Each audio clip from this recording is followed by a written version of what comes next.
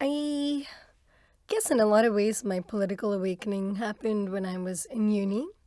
I used to write for The Ridge at NUS, student publication, and I, did pieces about the death penalty and other human rights issues while I was there. So I think researching for my pieces was like one way that I learned about social justice issues in Singapore more. And then also I had a great human rights prof in my honors year. Who was that? Is he still around? Yeah, but I don't know whether he would want to be, Oh, okay.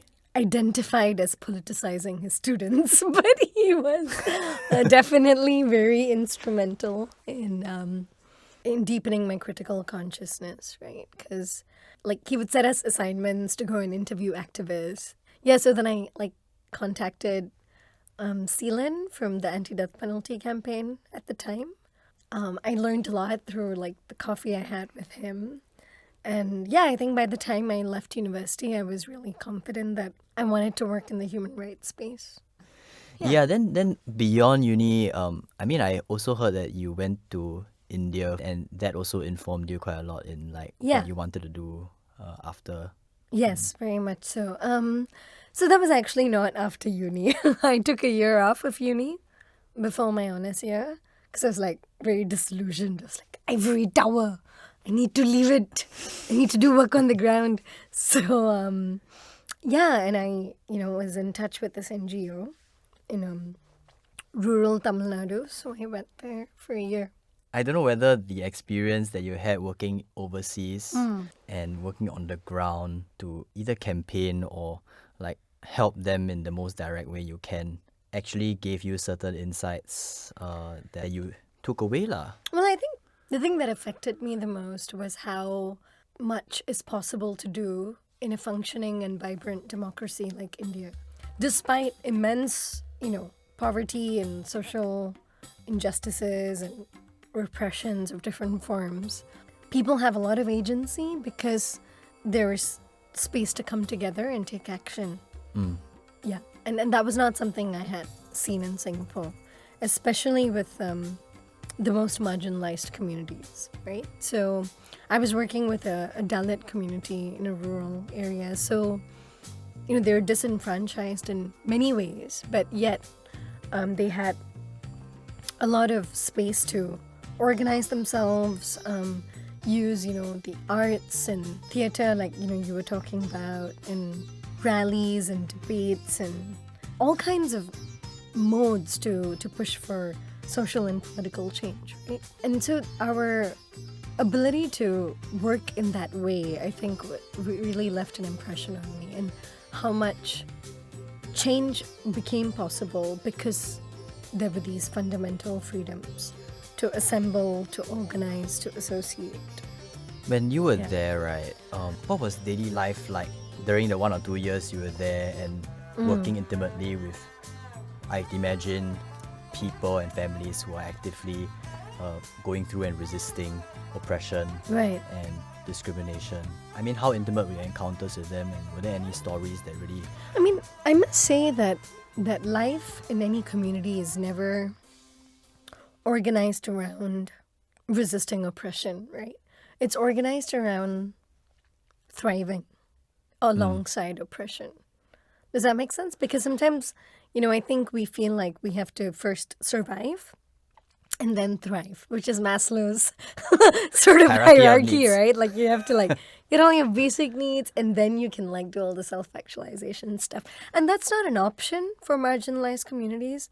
So, even while you don't have nutritious food or you don't have access to proper education or any health care, you're still creating art, right? You're gathering with your community, you're singing songs and having rich community life that is full of messiness and love and anger and all the things that make you human. So I think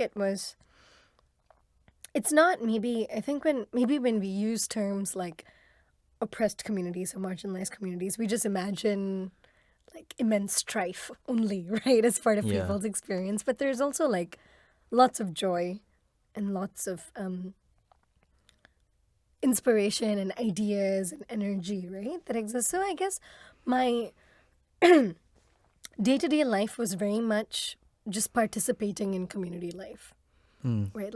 Like having tea in people's homes and then like bathing their kids and like taking naps because I'm like tired after a long walk to their village, like just napping in their homes. So it's really a lot about building friendships and building real relationships with a community to also then more deeply understand their concerns and their aspirations, and then creating spaces where they can organize and come together, right? So I think one of the goals of the organization was that no member of the village should be denied the opportunity to be part of a collective.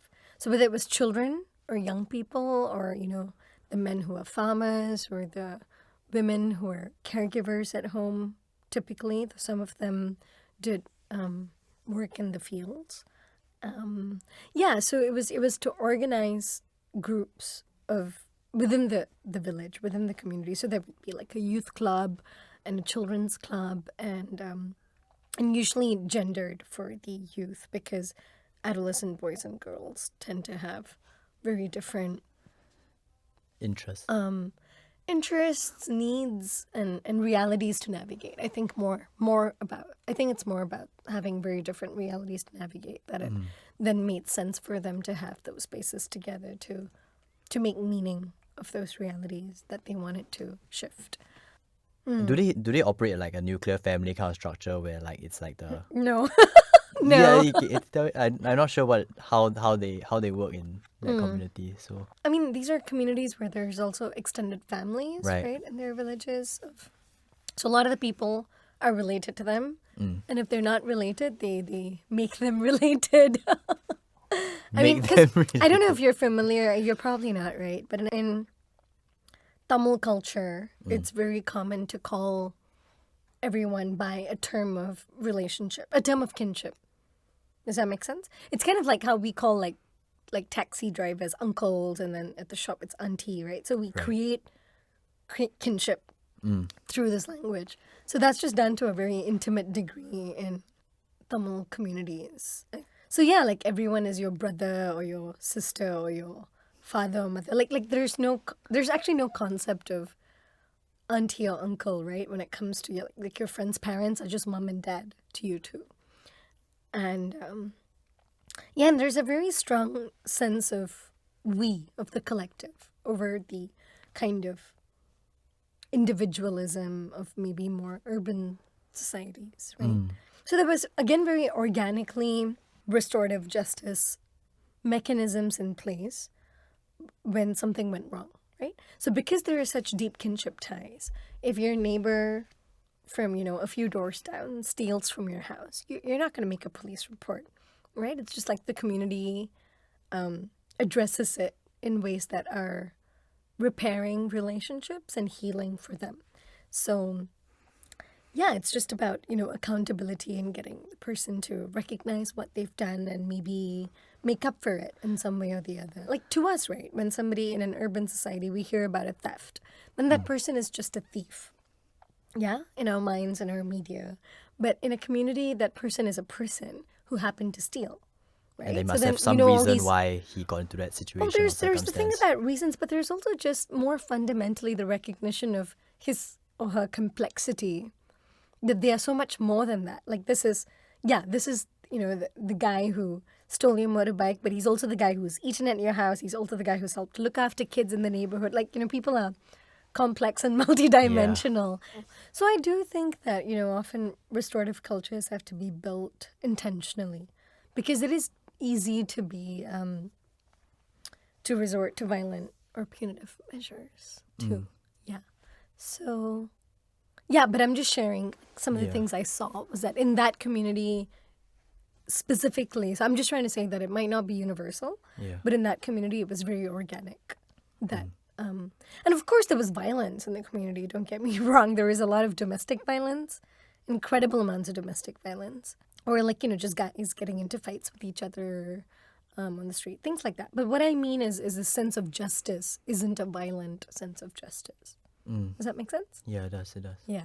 So I don't know how we got to that. I feel like this is a whole tangent. No. It's a nice not tangent I want to intending to. pursue. Like, I mean, the idea of community. I mean, that's something that you've talked about a lot before. How did you take this experience of like working with communities and you don't even need to establish a community life. That the community life was really there for you to imbibe in. I know, so much easier, right? God. Yeah. Like, just go and then can do work already because I already got so many, rich networks of relationships. Like you see, here, right, if I'm doing community outreach, I must go knock door and then beg people to come to meetings or what, right? But there, you just tell one kid, then in like half an hour, half the village is at your doorstep. What? They will just spread the word, and they will mobilize their friends, and their friends will tell other people. So that's Their own like little kind of social media.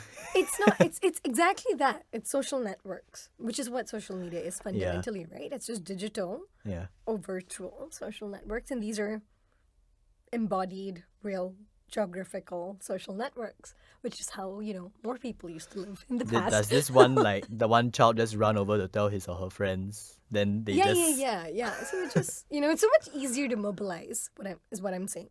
So I guess what I took away definitely for the work I was doing here was that building community is very fundamental to mobilizing for social and political change, right? Because people work together with the people they trust, that they like, right? Yeah. And it's not very, it's not as attractive as to tell most people, come for this meeting so that we can discuss, like, I don't know, some social issue, right? Like why your children are performing so badly in school. Okay, it's not very difficult. Nobody wants to come. But come, just makan with your friends, everybody will come, right? Yeah. Then you can talk about children's school experiences. So it is, I think that's the thing, is that resistance has to be joyful. Yeah? Like. For sure. And it shouldn't be seen as like, wow, so tiring, so stressful, like to talk about what you feel like. Right, because so much of life is already stressful. Yeah. And so it's a struggle and it's painful, especially for people in the margins in so many ways. So we do need to create spaces for people to thrive, and for things that are evocative, right? Like whether it's, coming together and having food. Like food is so evocative, or where people can have space for creative expression, where they can read their poetry or they can sing songs together. Like those things are really important also as a form of consciousness raising. Or at least as something that can get people together. Yeah, what I'm saying is that at the first level, it is about, it gets people together and it gets people connected. And to connect with each other in a more authentic and meaningful way. But it can also be a tool of consciousness raising in and of itself, right?